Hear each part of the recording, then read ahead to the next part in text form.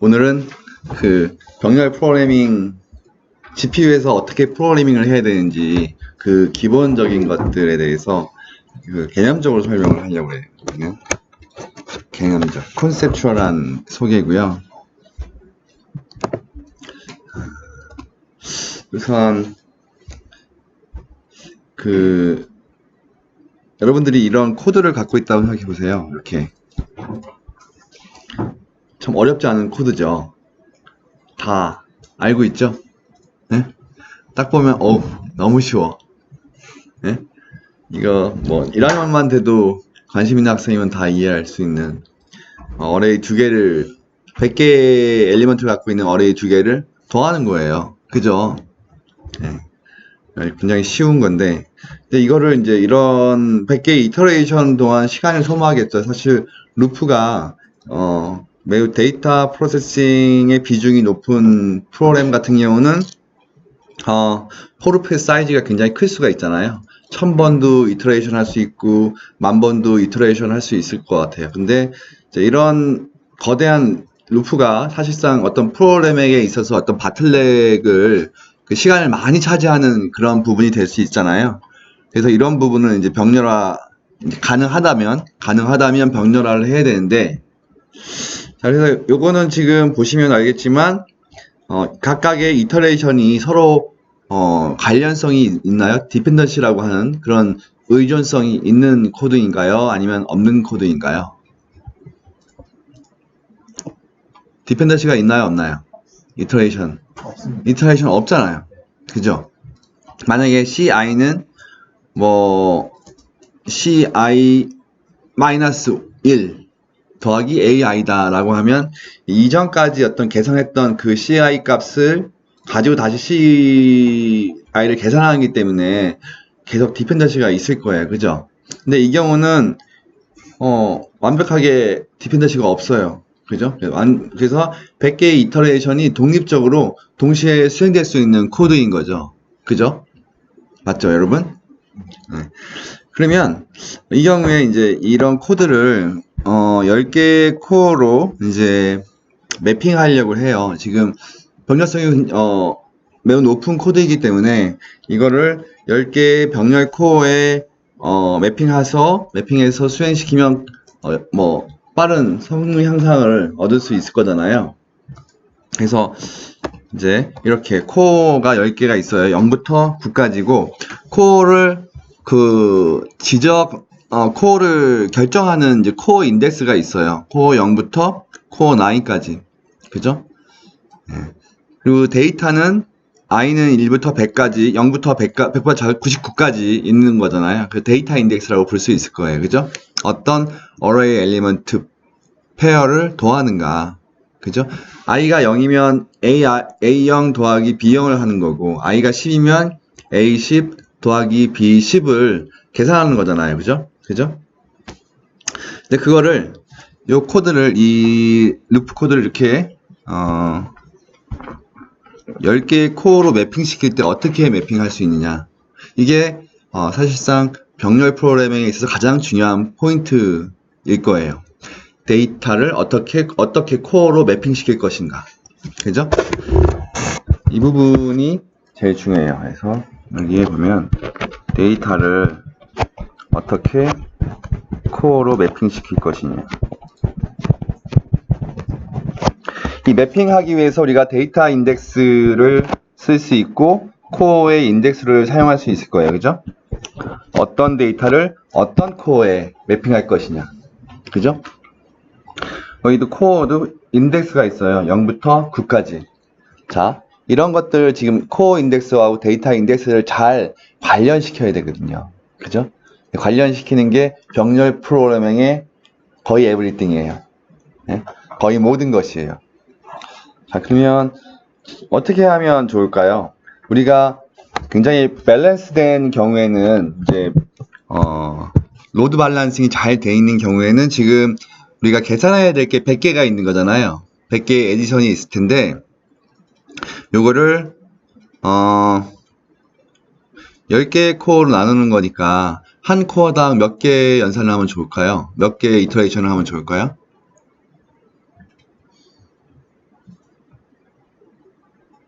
뭐 쉽게 생각하면 100개 이터레이션을 균등하게 10개의 코어 나누면 한 코어당 10개씩 하면 되잖아요. 10개씩 이터레이션을 하면 되겠죠. 그죠? 쉬워요. 이건 초등학교 수학입니다. 그죠? 100개의 사과를 10명이서 동시에 먹으면 균등하게 몇 개씩 먹으면 되는가? 10개씩이잖아요. 그죠? 그러면 이제 요 데이터 인덱스를 코어 인덱스로 이제 매핑 시켜야 되는데, 예를 들어서 이제 각각의 코어에서 요 부분이 수행된다고 생각해 봅시다. 여기 각각의 코어에서 이 부분이 수행된다면 아까 말씀드렸듯이 각각의 코어는 10번의 이터레이션을 수행하는 거잖아요. 그죠? 그러면 포르프가 0부터 9까지 되겠죠. 그죠? 그럼 10번 이터레이션인 거고, 이런 코드가 지금 여기서도 수행되고 여기서도 분산돼서 수행되는 거예요. 그죠? 자, 그러면 자, 우리가 여기서 데이터 인덱스 i하고 코어 인덱스를 이용해서 어떻게 데이터를 분산시키면 좋을까? 이렇게 요 인덱스를 각각의 A, B, C 어레이의 내부 인덱스를 생각해 볼 필요가 있을 거예요. 그죠? 자, 어떻게 여기를 집어넣으면 좋을까요? 요 안에 그 어레이의 인덱스를 하면 좋을까요? 어떻게 하면 좋을까? 어떻게 하면 좋을까? i 더하기 코어 인덱스 길이가 뭐예요? 곱하기 10 이렇게. 자, 그러면 코어 인덱스가 0이면 이 부분이 0이 되겠네요. 그러면 i가 0부터 9까지니까 얘는 0부터 9까지를 계산할 것 같아요. 그죠? 데이터 인덱스 0부터 9까지. 그죠? 그리고 코어 인덱스가 이제 1이면, 얘 1이면 여기는 1이잖아요. 그러면 10이 더해지는 거야. 그죠? 0부터 9까지 중에서 10이 더해지니까 10부터 19까지 되겠네. 얘는 10부터 19까지 되고, 얘는 코어 인덱스가 2니까, 여기가 2니까 20이 더해지는 거잖아요. i에. 그죠? 그럼 20부터 29까지 되겠지. 20부터 29까지 되겠죠. 맞죠? 자, 이렇게 해서 답을 계산하면 이런 식으로 알 수가 있을 거예요. 그죠? 맞죠? 코어 인덱스에다가 데이터의 사이즈, 나눠지는 데이터의 사이즈를 곱하고 거기다 i를 곱하는 경우가 되겠죠. 그죠? 이런 식으로 하면 어떤 코어가 어떤 데이터를 처리하는지 정확히 기술하고 있죠? 그죠? 제가 말씀드렸듯이 첫 번째 코어 인덱스 0은 0부터 9, 1은 10에서 19, 2는 20에서 29, 3은 30에서 39, 4는 40에서 49, 9는 90에서 99까지 잘 구분이 됐잖아요. 자, 그래서 요거를 이해했다면 저는 병렬 컴퓨팅의 한 7, 80은 이해한 거 아닌가 그런 생각이 들어요. 물론 이렇게 나이브한 요런 코드처럼 나이브한 코드만 있는 건 아니니까 더 많이 병렬화 하는데 신경을 써야겠지만, 가장 병렬화의 핵심은 데이터 인덱스를 어떻게 내가 코어 인덱스나 또는 나중에 이제 GPU에서 말하는 스레드 인덱스로 매핑할 것이냐의 그런 문제거든요. 그죠? 그러니까 그 매핑의 문제만 해결해주면 되는 거예요. 근데 물론 그 매핑에도 여러 가지 알고리즘이 있을 거예요. 효율적인 매핑이 있을 거고 비효율적인 매핑이 있겠죠. 그죠? 그래서 좀 그런 매핑을 데이터하고 그 데이터를 처리하는 병렬 코어 간의 그 매핑 관계를 이제 매핑을 기술하면서 어떻게 매핑시켜야 가장 효과적으로 매핑할 수 있는가, 이 부분을 이제 처리를 해야겠죠. 그죠? 이런 것도 될 거예요. 지금 여기 나와 있는 솔루션 외에 만약에 얘가 0, 1, 2, 3, 4, 5, 6, 7, 8, 9, 10, 11, 12, 13 이런 식으로 데이터 처리해도 되잖아요. 그죠? 맞죠? 그죠? 얘가 코어 인덱스 0이 0, 10, 20, 30, 40, 50, 60, 70, 80, 90 이런 데이터를 처리할 수도 있을 거예요. 그죠? 매핑하는 방법은 하나가 아니에요, 여러분. 그죠? 그럼 지금 아까처럼 0, 코어 0이, 코어 인덱스 0이 0부터 9까지 처리하는 방법도 있고, 지금처럼 코어 인덱스 0은 0, 10, 1은 1에서 1, 11, 21, 31, 41 이렇게 처리하는 방법이 있겠죠. 그죠? 어떤 게 좋을까요?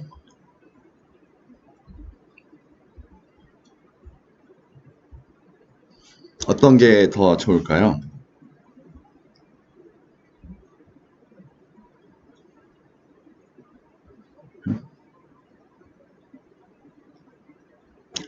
어떤 게 더 좋을까요, 여러분?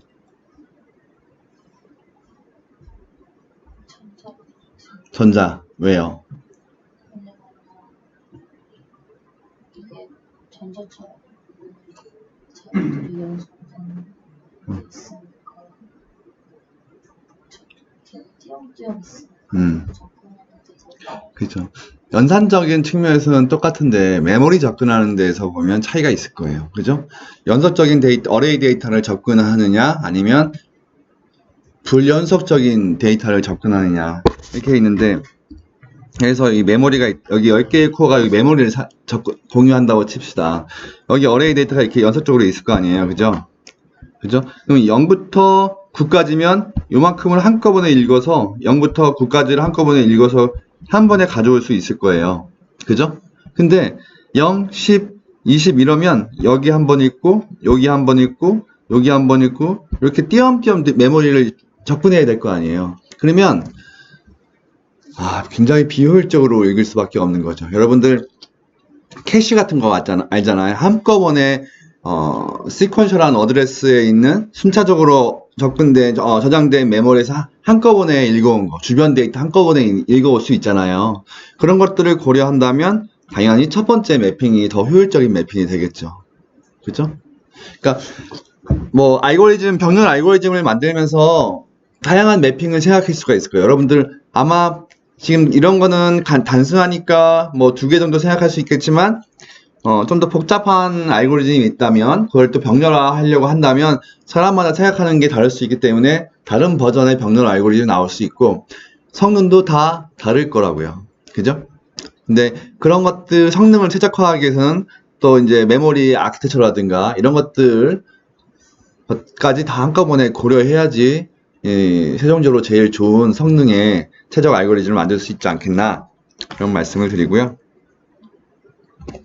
자, 그러면 이제 아까는 10개 코어에 매핑하는 문제를 얘기를 했는데, 자, 요거를 스레딩을 이용해서 좀 분할해 봅시다. 지금 100개 아주 인디펜던트한 오퍼레이션이 있는 거잖아요. 그죠? 그러니까 이거를 각각의 하나하나 이터레이션을 수행하는 100개의 스레드를 만드는 거죠. 이렇게 99까지. 그죠? 자, 여기 0, 1, 여기 이제 스레드 아이디라고 볼 수 있을 거예요. 그죠?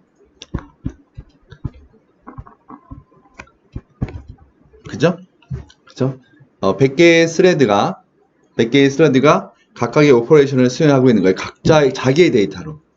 이 경우에는 이제 스레드 아이디가 100개가 있고, 그 스레드 아이디가 자기가 처리해야 할 데이터의 인덱스가 되는 거잖아요. 그죠? 스레드 아이디가 바로 데이터의 인덱스를 기술해주고 있잖아요. 그죠? 이런 경우에는 C 스레드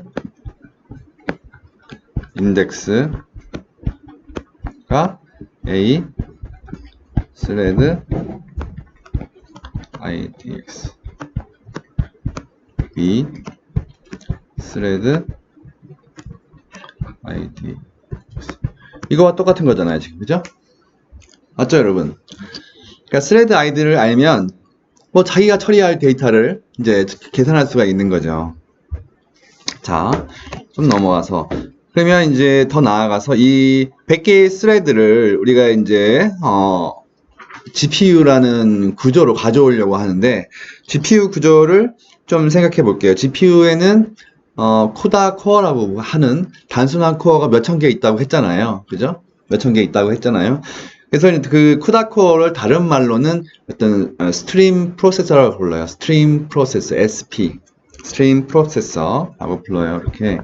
그러면 우리는 큰 GPU를 이해하기 전에 조금 좀 문제를 이해하기 쉽게 만들기 위해서 좀 단순화된 GPU를 한번 생각해 보도록 할게요. 여기에는 CUDA 코어, 즉 스트림 프로세서가 10개가 있어요. 10개가 있어요. 그 CUDA 코어, 여기 이제 CUDA 코어라고 이제 부를 수 있는데, 스트림 프로세서라고 해서 이게 10개가 있는 거예요. 그러면 이 100개의 스레드가 이제 이 10개 코어에 매핑이 돼야 될 거 아니에요. 그죠?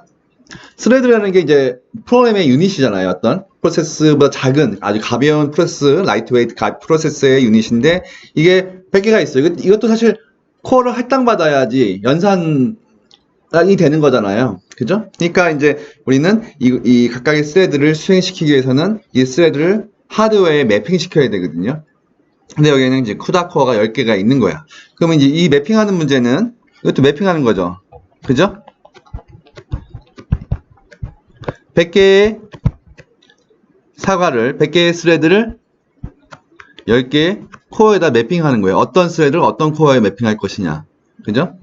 100개의 스레드를 10개의 코어에다가 매핑을 하는 거죠. 뭐 100개의 스레드를 다 코어 제로에다 매핑할 수도 있겠죠. 그죠? 그럼 나머지 9개는 뭐 하고 있을까요?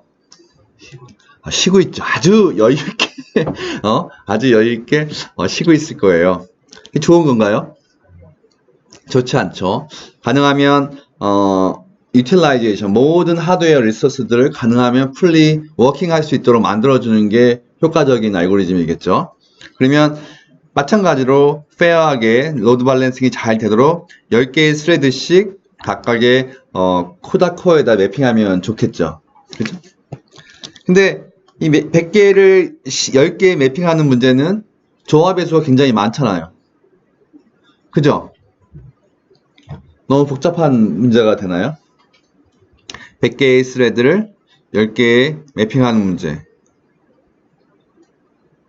꼭 10개씩이라는 제한 조건이 없다면 어마어마하게 많을 거고 10개를 한 코어당 10개를 반드시 매핑해야 된다, 가져야 된다 하더라도 분배하는 게 쉽지, 여러 가지 전략에 따라서 라운드 로빈으로 매핑할 수도 있을 거고, 그죠?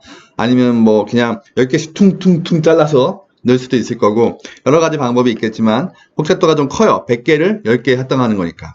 그러면 좀 어떻게 하면 좋을까요? 너무 자잘하게 매핑을 안 하면 되겠죠? 그죠? 자, 그래서 그 문제를 해결하기 위해서 10개의 스트림 프로세서, 10개의 코어를 그룹을 지어요. 그룹을 짓고 이제 그거를 스트림 멀티 프로세서, SM이라고 부르는 거죠. SM, 스트림 멀티 프로세서. 그러면 5개씩 CUDA 코어로 스트림 프로세서를 5개씩 묶으면 하나당 5개가 들어가고 그게 하나가 하나의 스트림 멀티 프로세서니까 스트림 멀티 프로세서가 2개 생기겠죠. 그죠? 그리고 이제 그 스트림 멀티 프로세서에는 그 코어 간 또 커뮤니케이션도 좀 효과적으로 하라고 이제 공유 메모리도 좀 집어넣어줬고 이렇게 하는 거죠. 그러면 이제 매핑의 문제는 어떻게 되나요, 여러분? 100개의 코어를 2개의 SM 중에 하나에 집어넣는 거잖아요. 그죠? 100 스레드를 2개의 SM에 할당을 하는 거죠. 네. 그러면 100은 왜 그 코어만 그룹하고 왜 100개의 스레드 더 많은 숫자는 왜 그룹 안 해? 그죠? 당연히 스레드도 그룹하고 싶은 생각이 강하게 들지 않나요? 그죠? 자, 그래서 스레드도 블록으로 또 블록이라는 개념으로 묶는 거야. 블록이라는 것은 set of thread예요. threads. 스레드의 집합이 하나의 블록이 되는 거예요. 그러면 100개의 스레드를 우리가 묶는 방식도 또 여러 개가 있겠죠. 그죠? 블락 하나의 스레드를 집어넣으면 100개의 블락이 만들어지는 거고, 하나의 블락에 5개의 스레드를 집어넣으면 20개의 블락이 만들어지는 거고, 하나의 블락에 10개의 스레드를 집어넣으면 10개의 블락이 만들어지는 거고, 또 한 블락에 20개의 스레드를 지면 5개의 블락이 만들어지는 거. 이렇게 다양한 또 그 조합이 있을 수 있겠죠. 자, 근데 이 부분은 어떤가요? 하나의 블락에 하나의 스레드를 집어넣는 게 어떤 의미가 갖고 있을까요? 어떤 생각이 드세요? 이런, 그룹핑은. 네? 전혀 의미가 없는, 그룹핑이죠. 한 블락에 하나의 스레드를 집어넣는 게 무슨 의미가 있겠어요? 그죠? 의미가 있으려면 최소한 요 정도부터가 이제 의미가 있겠죠. 그죠? 근데 그 중에 뭐 하다 보면 또 여러 가지 컨피규레이션이라고 하는데 어떤 좋은 성능을 갖고 있는 그런 부분들이 있을 거예요. 근데 요거는 스레드에서 사용하는 메모리나 레지스터 사용량에 따라서 어떻게 또 그룹핑을 짓느냐가 또 중요한 문제일 수 있고요. 어쨌든 뭐 요 정도가 가장 또 무난한 또 파티셔닝이 분할이 될 수 있겠죠. 그죠? 이 세 개 중에 어떤 거라도 괜찮을 수 있을 것 같아요. 자, 그러면 우리가 10개의 블락, 그리고 각각 블락마다 10개의 스레드를 갖고 있다고 생각해 봅시다. 그럼 이제 100개의 100개의 시퀀셜한 이터레이션이 병렬화 됐을 때, 이제 100개의 스레드로 구분되고, 각각의 100개의 스레드는 10개의 블락, 그리고 각각의 블락에는 10개의 스레드씩 이제 묶여 있는 거잖아요. 그러면 이제 아까 봤던 문제가 어떻게 보여지느냐. 토탈, 요게 이제, 스트림 프로세서가 10개가 있었고, 5개씩 묶여서 스트림 멀티 프로세서가 2개 있는 거잖아요. 그죠? 그리고 스레드 10개를 포함하는 블럭이 10개가 있는 거잖아요. 그러면 이제, 처음에 봤던 100개를 10개에 매핑하는 문제가 100개를 2개로 매핑하는 문제가 됐었고, 지금은 10개를 2개로 매핑하는 문제가 됐잖아요. 10개의 블락을 2개의 멀티 프로세서에 할당하는 문제가 되는 거죠. 그죠? 그래서 매핑은 10개를 2개로 매핑하는 문제로 simplify 됐다고 볼 수 있겠죠. 그쵸? 맞죠, 여러분? 중간에 질문 있으면 언제든지 질문을 하세요. 자, 여기까지가 이제 가장 이제 그 GPU에서 스레드, 블락, 그 다음에 스트림 프로세서, 스트림 멀티 프로세서의 어떤 그 개념을 설명하는 그런 거였고요. 이제 좀 더 넘어가서 우리가 스트림 멀티 프로세서에는 5개의 이제 그 코어가 있잖아요. 그죠? 이제 근데 블락엔 10개의 스레드가 있잖아요. 그죠? 그러면 이 블락이 이 SM1에 할당됐다면 그 안에 10개의 스레드를 또 5개의 코어에 또 매핑을 해야 되잖아요. 그죠? 매핑을 해야 되는데, 해도 귀찮잖아. 또 그룹을 만들어주고 싶은 마음이 생기는 거예요. 블락 안에서도 또 조그만 그룹핑을 만들어주고 싶은 게 있어요. 그게 바로 이제 워프라는 개념이에요. 워프도 블락 안에서 어떤 set of threads예요. 스레드의 작은 집합인데요. 통상 이제 32개로 워프는 32개의 스레드를 이제 일컬어요. 32개의 스레드. 근데 워프에 있는 워프로 그룹화된 스레드들은 항상 똑같은 연산만 수행할 수가 있어요. 굉장히 하드웨어적으로 싱크로나이즈 되어 있는 거예요. 요 워프라는 거.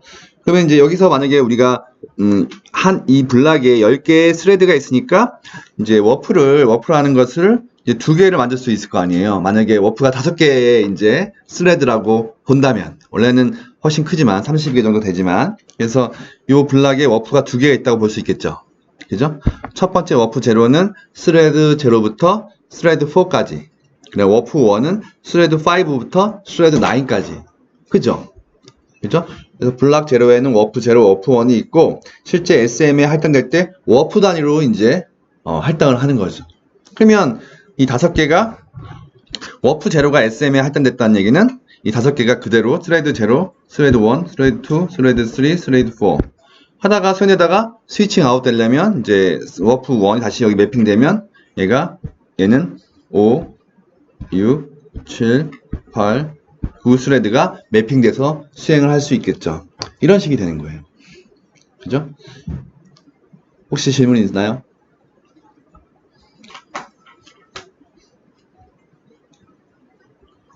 그래서 스레드 그냥 순수하게 많은 스레드들이 있었고 그 많은 스레드들을 좀 더 효과적으로 수행하기 위해서 블럭이라는 개념을 가져왔고 블럭 그죠?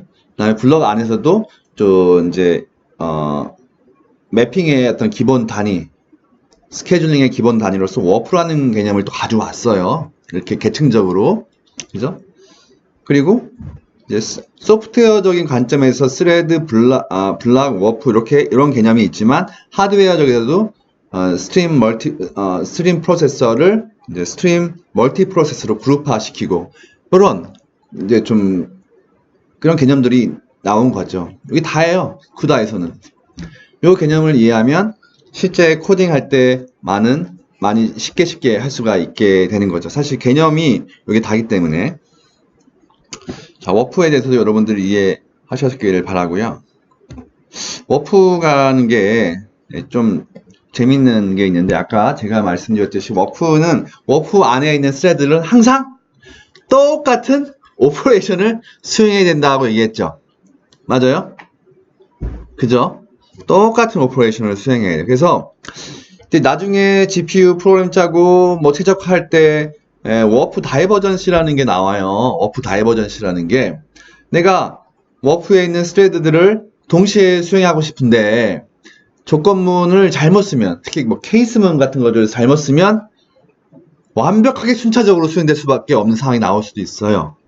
그런 게 이제 워프 다이버전시인데 문제는 뭐냐면 잘 보세요. 어떤 스레드 0부터 스레드 4까지 뭔가 똑같은 코드를 수행해요. 요 조건문을 수행한다고 칩시다. 조건문. if문이잖아요. 그죠? 그러면 여러분들은 통상 생각하면은 어떤 스레드는 데이터 봤더니 true고 어떤 스레드는 데이터 봤더니 false야. 응? 얘가 갖고 있는 데이터가. 그죠? 스레드마다 갖고 있는 데이터 다르겠죠? 그리고 그 데이터에 따라서 조건을 이밸류에이션 하기 때문에 조건이 다를 수가 있어요. 어떨 때는 true, 어떨 때는 false가 되겠죠. 그러면 내가 그냥 통상적으로 생각하기에는 그래, 동시에 수행해. true면 이 true statement에 해당하는 연산을 수행하고 데이터가 false면 false case에 해당하는 연산을 동시에 했으면 좋겠는데 그게 안 된다는 거지. 여기 있는 코드와 여기 있는 코드 다르잖아. 근데 제가 뭐라 했어요? 워프에 있는 스레드는 반드시 똑같은 코드만 수행해야 돼. 따라서 true 먼저 수행하고 나중에 false, true에 해당하는 것들 이제 똑같은 연산을 수행하고 요 경우에 다른 데이터를 가지고 수행하겠죠. 그죠? 그 다음에 true phase가 끝나면 이제 false에 해당하는 연산을 또 수행해야 되는 거예요. 아시겠죠? 근데 여러분들 프로그램 하다 보면 이런 거 있잖아요. 케이스 뭐 i에 따라서 i가 0일 때, 1일 때, 2일 때, 3일 때 이렇게 있잖아요. 워프 안에 있는 스레드가 이런 케이스문, 조건문의 이제 확장된 형태인데 이런 것들을 한다고 생각해 보세요. 그러면 어떤 스레드는 이걸 수행할 거고 어떤 스레드는 이걸 사용하고 어떤 스레드는 이걸 수행하고 어떤 스레드는 이걸 수행한다고 생각해 보세요. 한 워프에 있는 게. 그러면 그 스레드들은 동시에 수행될 수 없기 때문에 각각을 순차적으로 할 수밖에 없어요. 병렬화가 안 된다는 거야. 네? 이거를 우리가 워프 다이버전시라고 불러요. 다이버전시. 워프 다이버전시. 컨버전시가 이제 수렴하는 거라면 다이버전시는 확산되는 거지.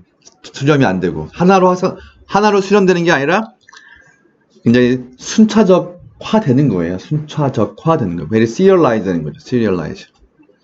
성능에 굉장히 안 좋겠죠. 그래서 코드를 좀 조건문의 컨디션을 좀 바꾸거나 해서 최적화함으로써 이 워프 다이버전스를 좀 회피할 수 있는 방법이 또 있기는 해요. 그러니까 좀 그런 것들에 대해서 고민을 좀 해야 되는 거죠. 네. 혹시 질문 있나요? 질문 없으면 넘어갈까요? 질문 있으면 나중에라도 유튜브에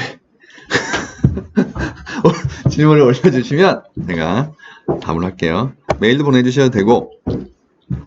자, 그러면 이제 우리가 스레드 100개가 원래 있었는데 이거를 블락이라는 개념으로 좀 효과적으로 관리하기 위해서 블락이라는 개념으로 묶었잖아요. 그죠? 그러면 블락 제로에 10개의 스레드가 있고 0부터 이제 블락 제로에 0부터 9까지 있겠죠. 스레드 9까지. 그죠? 그리고 블락 1에도 0부터 9까지 있을 거예요. 블락 2에도 스레드 0부터 스레드 0까지 9까지 있겠죠. 그죠?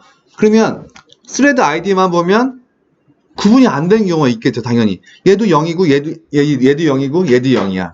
그죠? 얘는 A 반순위, 얘는 B 반순위, 얘는 C 반순위. 이름이 똑같으니까 스레드 아이디가 똑같으니까 그룹은 다르지만 블락은 다르지만 그러면 그거를 그 다양한 블럭에서 고유한 스레드 인덱스를 뽑아내는 작업이 필요할 거 아니에요. 그죠? 그 고유한 스레드 인덱스를 어떻게 뽑아낼 수 있느냐? 블락 아이디와 스레드 아이디를 동시에 써서 할 수가 있겠죠. 그죠?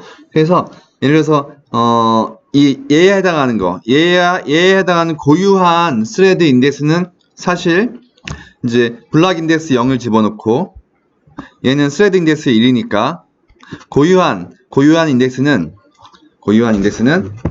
블락 인덱스 곱하기 10 더하기 스레드 인덱스가 될 거예요. 그죠? 제가 여기서 고유한 스레드 인덱스는 블락 인덱스 곱하기 이제 블락에 들어가 있는 스레드의 수. 그죠? 뭐 여기서는 10이잖아요. 여기서 이제 쿠다에서는 블락 딤이라고 부르는데요. 그건 차후에 다시 얘기를 하고 10 더하기 스레드 I, D, X 이렇게 계산한다는 거죠. 맞죠? 네. 그러면 블락 제로에 있는 스레드는 0부터 9까지가 될 거고 블락 1에 있는 애들은 10에서 19까지 될 거고 블락 2에 있는 애들은 20에서 29까지 되겠죠. 그래서 모든 블락에 있는 모든 스레드가 고유한 스레드 인덱스를 갖게 될 거예요. 그래서 이렇게 돼서 이제 고유한 인덱스를 가지고 자기가 고유하게 처리해야 할 데이터를 접근하겠죠. 이게 고유한 스레드 인덱스고 이 고유한 스레드 인덱스를 사용해서 자기가 처리해야 할 데이터, 고유한 데이터를 접근해서 처리를 하게 되는 거죠. 자, 제가 지금까지 개념적으로 이런 걸 설명했지만 실제적으로 쿠다에서 사용하는 코드는 이렇게 만들어져요. 글로벌, 벡터 에디션, ABC 이건 이제 간편하게 쓴 거고 실제는 블락 인덱스 곱하기 블락 딤, 하나의 블락에 스레드 몇 개 있느냐 10이 있고 플러스 스레드 인덱스 이런 식으로 해서 고유한 스레드 인덱스를 계산해내고 그 고유한 스레드 인덱스를 가지고 데이터를 접근하게 되는 거죠. 그죠? 네. 이게 실제 쿠다에서 사용되는 방식하고 거의 똑같은 거죠. 네. 어렵지 않겠죠? 벡터 에디션 계산하는 거는 뭐 쉽게 할 수 있겠죠. 그죠? 네. 이 글로벌이라는 것은 이제 CPU에서 사용하는 함수에서 얘를 부를 수 있다는 의미예요. 얘는 GPU 함수인데 CPU 함수에서 부를 수 있는 함수를 글로벌이라고 해요. 글로벌로 정의를 하죠. GPU 안에서만 사용하는 것은 뭐 디바이스 함수, 언더바 디바이스 언더바 이런 식으로 이제 또 하죠. 자, 지금까지 이해했으면 제 생각엔 또 거의 아까 70% 지금 한 80% 병렬 쿠다 프로그램을 이해했다 라고 할 수가 있겠습니다. 자, 그러면 우리가 지금까지 A array, B array, C array를 얘기를 했잖아요. 그죠? 그럼 A array, B array, C array는 어디 있을까요? 시스템에서, 여러분들의 컴퓨터 시스템에서 어디 있을까요? 어떤 유의미한 데이터면 뭐 인터넷에서 긁어왔다거나 어떤 데이터를 어디서 가져왔거나 하겠지만 궁극적으로 CPU에서 뭔가 연산을 시작하려면 메인 메모리에 있어야겠죠. 메인 메모리에. 그죠? 그래서 A라는 이렇게 하나의 이제 시스템이 있는데, 여기 아까 제가 스트림 멀티 프로세서 하나, 두 개가 있는 이제 GPU 시스템을 얘가 말씀드렸고, 각각의 SM이고요. 그죠? SM1, SM2, 그리고 SM에는 CUDA 코어 다수와 쉐어드 메모리를 갖고 있다고 그랬죠. 그리고 이제 GPU라는 개념은 이 SM을 다수 갖고 있고, 그 SM 간 스트림 멀티 프로세서 간의 커뮤니케이션을 위해서 이제 글로벌 메모리도 갖고 있어요. 이게 하나의 GPU예요, 실제는. GPU 카드가 되는 거죠. 그죠? 여기 GPU 카드, 여기, 이렇게 해서, 이렇게 됐죠? 이쪽이 이제 파워, 여기 이제 PCI 익스프레스 레인, 이렇게 되겠죠.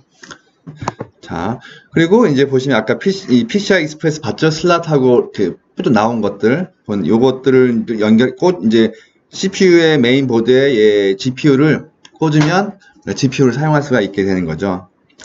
자, 그러면 여기서 요 시스템에서 ABC 어레이는 어디에 있을까요? 초기에 메인 메모리에 있겠죠. 그죠? A하고 B에 있을 거예요. 집중하세요. 좀만 참으면 일부가 끝납니다. 그죠? 여기 데이터가 있겠죠. A하고 B가. 근데 내가 GPU를 사용해서 연산을 빨리 하고 싶은 거잖아요. 그죠? 그죠? 여기 A하고 B 더하는 거를 여기 병렬로 하고 싶은 건데, 그러면 이 GPU에서 이 연산이 이런 GPU 코어에서 수행되려면 여기 메인 메모리에 있는 CPU 쪽에 메인 메모리에 있는 A하고 B가 어디로 가야 되나요? GPU로 가야겠죠. 그죠? 여기 GPU로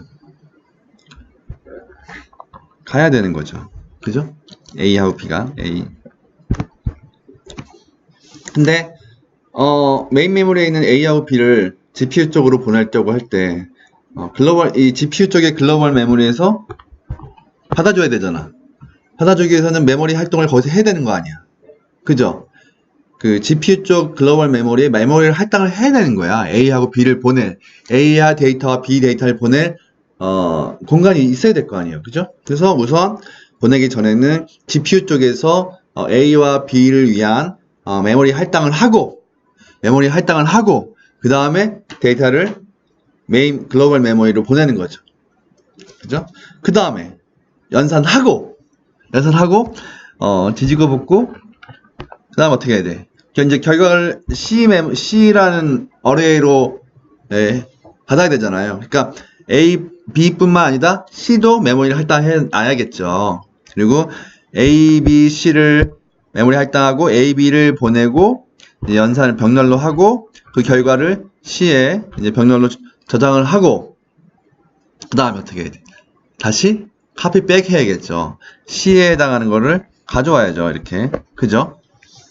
그 다음에 이제 사용할 수가 있는 거예요. 그 다음에 이제 우리가 PC에서 메모리 사용한 다음에 프리 하듯이, 메모리 얼로케이션 한 다음에 프리 하듯이, GPU에서도 메모리를 디얼로케이션 하는 함수를 부를 거예요. 그 절차가 이래요.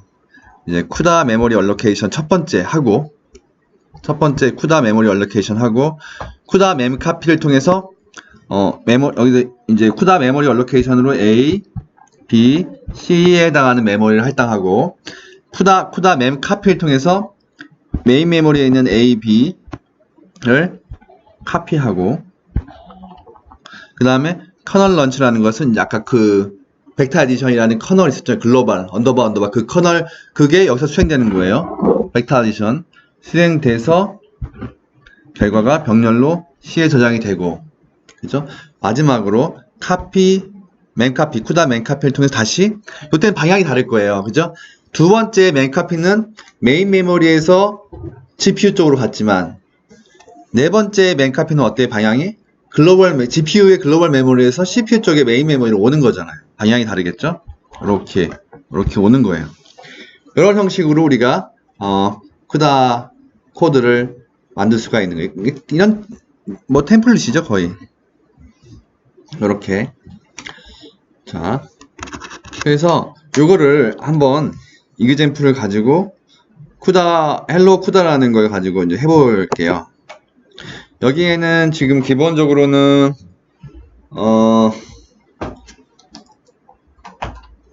메모리 얼로케이션이라든가 그런 것들이, 벡터 에디션 있죠? 여기 보면은, 자, GPU 코딩의 기본 단계 익히기. 그죠? 그래서 이제 가장 중요한 거, 쿠다 메모리 얼로케이션. 그 다음에 쿠다 멤카피. 여기 보면 아까 지금 방향을 우리가 지정해 줄 수가 있어요. to, from, 이게 포인터예요, 포인터. 예. 가는 방향의 포인터, 오는 방향의 포인터.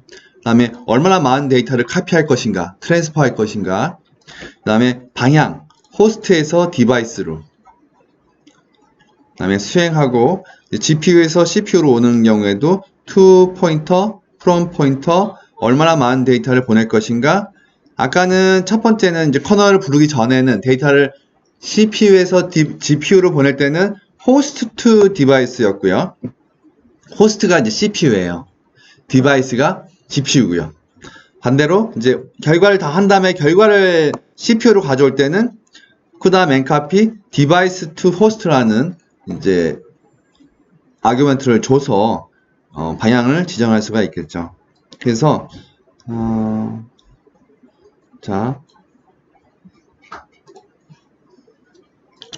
실제 코드를 한번 실행에 옮겨가면서 한번 보도록 할게요. 이거 오픈 이너 콜랩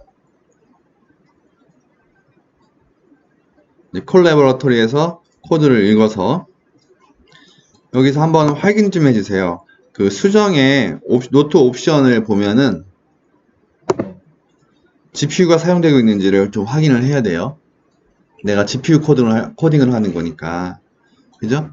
GPU 코딩을 하는 거니까 확인을 하고 들어와서 이제 가장 심플한 쿠다 벡터 에디션 코드를 한번 만들어 보려고 하거든요.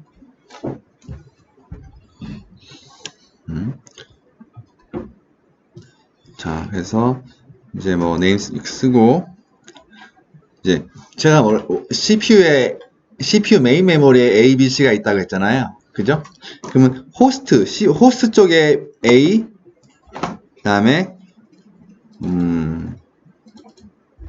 C1, 뭐 C2라고 이제 어레이죠. 정수형을 갖고 있는 어레이 포인터들을 지금 선언을 했어요. 그죠? 그리고 디바이스 쪽에서도 GPU 쪽에서도 똑같은 각각의 대응되는 것들을 좀 만들어 볼 필요가 있겠죠. 디바이스 A, 디바이스 C. 요거는 지금 하고 있는 것은 어레이 A에 2를 더하는 함수예요. 그죠? 모든 어레이, 원래는 이제 C 코드에서는 순차적으로 읽어서 1씩 더하는 건데 여기서는 병렬로 모든 AI의 데이터를 1씩 증가시키는 그런 코드죠. 그죠? 그리고 제가 아까 개념적인 부분에 설명했잖아요. 고유한 스레드는 어떻게 계산된다? 블락 인덱스 곱하기 블락 디멘션. 블락 딤이라는 게 그 한 블락에 몇 개의 스레드가 있는가라고 얘기를 했잖아요. 그죠? 이게 블락 딤이 그거예요. 블락 딤이. 그죠? 그래서 요거를 조금 자세히 설명하면 블락 IDX는 블록의 인덱스,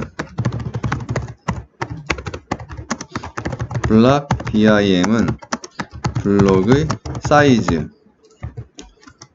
몇 개의 스레드가 포함되어 있나 이렇게. 그리고 스레드 IDX는 한 블록에서의 스레드 인덱스가 되는 거죠. 그죠? 그러면 이제 아까 계산했듯이 이와 같은 수식으로 묶으면 고유한 스레드 인덱스를 계산할 수 있겠죠. 그죠? 여러 개의 블락에 있는 스레드들에 대해서 고유한 인덱스를 계산할 수가 있을 거예요. 그죠? 그리고 그 인덱스가 어레이의 범위를 넘어서지 않는다면,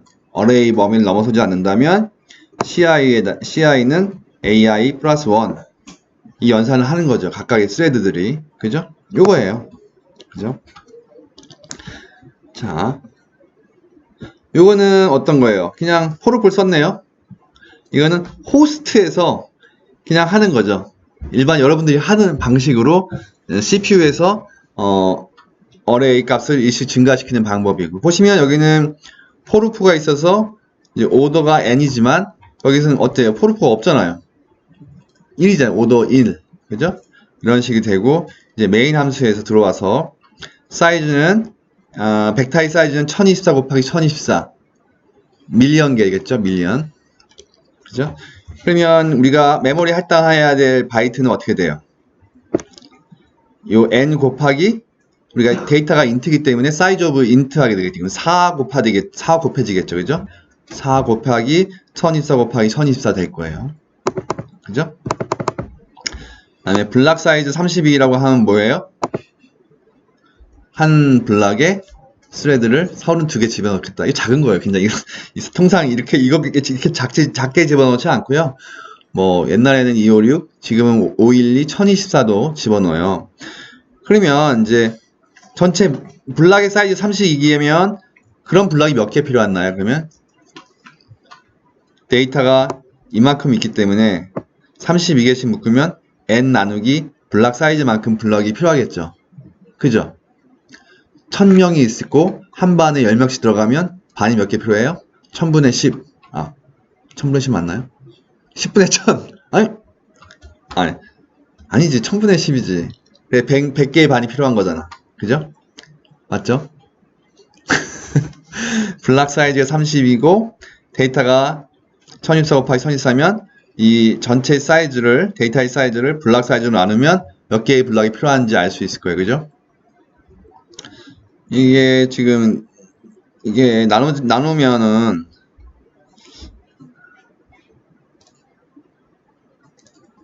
제가 궁금한 게 있는데 올림인가요? 내림인가요? 정수는? 예? 모르죠. 어떻게 내림이죠. 내림이에요. 이거 잘못 쓴 거예요. 이렇게 하면 안 돼. n 더하기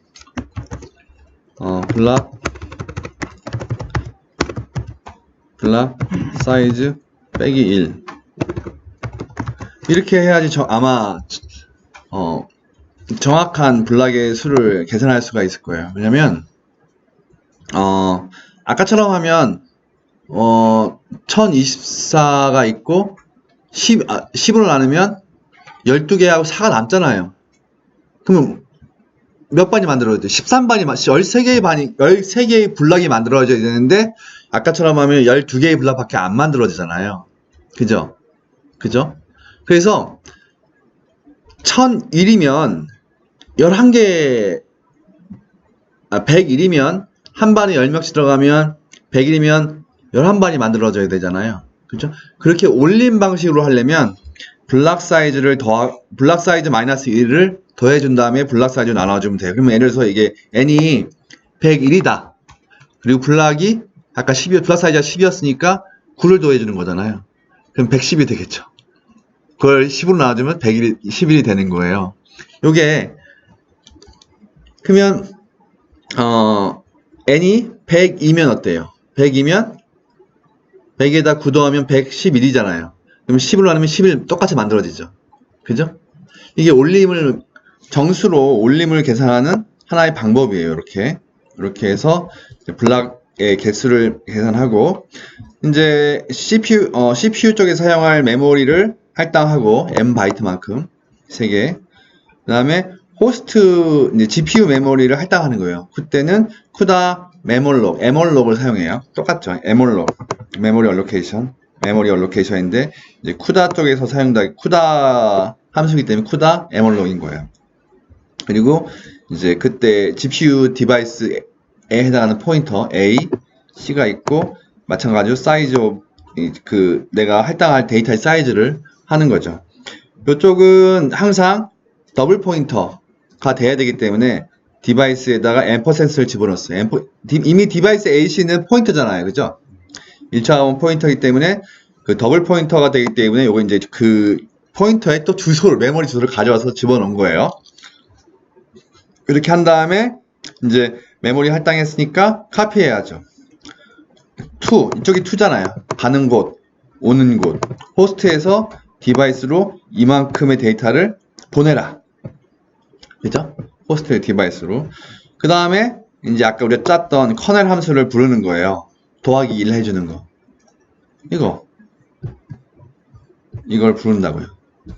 왜냐면 지금까지 GPU로 다 보냈잖아요. GPU로 데이터 A 보냈잖아요. 그러면 A를 가지고 1씩 1을 더하는 거를 병렬로 하게 되는 거죠. 그 다음에 이제 이 커널 함수가 다 끝날 때까지 기다렸다가 CUDA 디바이스 싱크로나이즈는 이제 이 함수가 끝날 때까지 기다렸다가, 왜냐하면 커널 함수가 비동기 방식으로 동작해요. 그러니까 끝나지 않아도 그냥 다음 CPU 쪽에 연산이 진행돼. 그래서 결과를 정확히 기다리려면 CUDA 디바이스 싱크로나이즈를 하고 이제 해야 되는 거죠. 그리고 이제 GPU에서 한 게 올바른지 검증을 해야 될 거 아니에요. 그러니까 똑같은 함수를 CPU에서도 한번 해주는 거지. 그죠? 그래서 호스트 쪽에서도 한번 연산을 하는 거예요. 검증을 위해서. 그 다음에 이제 아까 이 디바이스 함수, 커널 함수가 끝났으면 다시 어떻게 돼요? 디바이스에서 호스트를 가져와야 되잖아요. 카피백 해야 되잖아. 연산의 결과는 어디에 있어요? GPU 디바이스에 있단 말이죠. 디바이스 있는 거를 호스트 방향으로 to, from 가져와서 이제 호스트 C1과 디바이스 C를 비교하는 거지. 호스트 C1과 잠깐만요. 왜 이렇게 썼을까요? 이렇게 쓰면 안 되겠죠? 맞아. 아니, 호스트 C를 호스트 C2로 가져와서, 그죠? 얘는 CPU가 계산한 거, 얘는 GPU가 계산한 결과를 이제 비교하면 되겠죠. 다르면 이상해 뭔가. 그지? 이렇게 얘기해주면 좋을 거예요. 그 다음에 다 연산을 한 다음에 디바이스 A를 프리하고 이제 디바이스 C도 프리하고 호스트는 프리로 그냥 메모리 얼로케이션 했으니까 다 프리하고 리턴하면 될 거예요. 자, 그래서 한번 실행을 시켜볼게요. 처음에 연결하는 것 때문에 시간이 조금 걸리고요.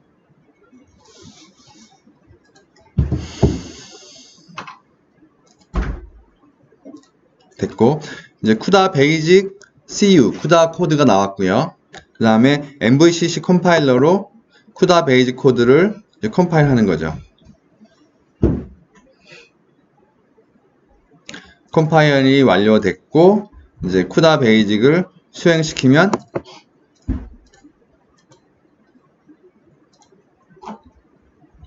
결과 비교만 하고 끝났네요. 왜냐면 something wrong이 안 쓰였다는 얘기는 올바로 됐다는 뜻이겠죠. 그죠? 그래서 요게 이제 이렇게 해서 전체적으로 한번 이해가 됐나요, 여러분? 됐어요? 이게 됐어요. 여기에서 뭐 이게 항상 똑같이 문제 없다고 나오는 거 아니에요? 막 이렇게 나올 수가 있기 때문에 이걸 한번 바꿔서 한번 해볼 수 있겠죠. 그죠? 한번 장난으로 컴파일하고 수행시키면 결과가 something wrong이게 나왔죠. something wrong 나오죠.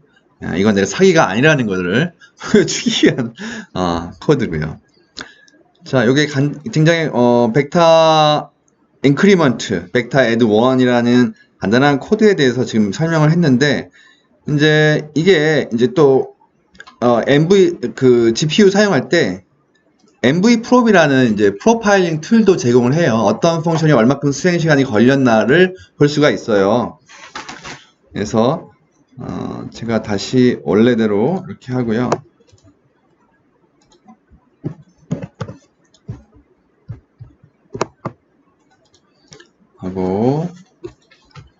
컴파일하고 수행하고, 그러니까 사실 이제 커널 함수가 얼마나 걸렸는지 궁금할 거 아니에요. 그죠? 그래서 그런 것들에 대해서 좀 보면은 세부적인 자세한 내용은 여기 나와 있는데 요 문서를 보시면 되고요. 자, MVProp, 엔비디아 프로파일링 툴이에요. 그래서 아까 우리가 만들었던 바이너리 코드, GPU 코드 실행 파일을 이제 프로파일링을 시켜보면은 이렇게 나오는 거죠. 프로파일링을 했고, 이제 얼로케이트 디바이스 메모리 호스트에서 하고, 뭐, 이제 프로파일링 애플리케이션은 쿠다 베이직이고, 결과는, 쿠다 메모리 카피. 그러니까, 디바이스에서 호스트도 메모리 카피하는 시간이 한 평균적으로 2ms 정도 걸렸대요. 디바이스에서 호스트가 걸렸고, 호스트에서 디바이스로 카피하는 거는 한 940 마이크로 세컨드 정도 걸렸다고 하네요. 그죠? 네. 그리고 이제 가장 핵심적으로 벡터 애드하는 이 커널 함수, 실제 연산을 하는 그 부분은 한 110 마이크로 세컨드 정도 걸렸대요. 110 마이크로 세컨드. 예. 세부적으로는 뭐 쿠다 메모 로케이션이 여러 번, 두 번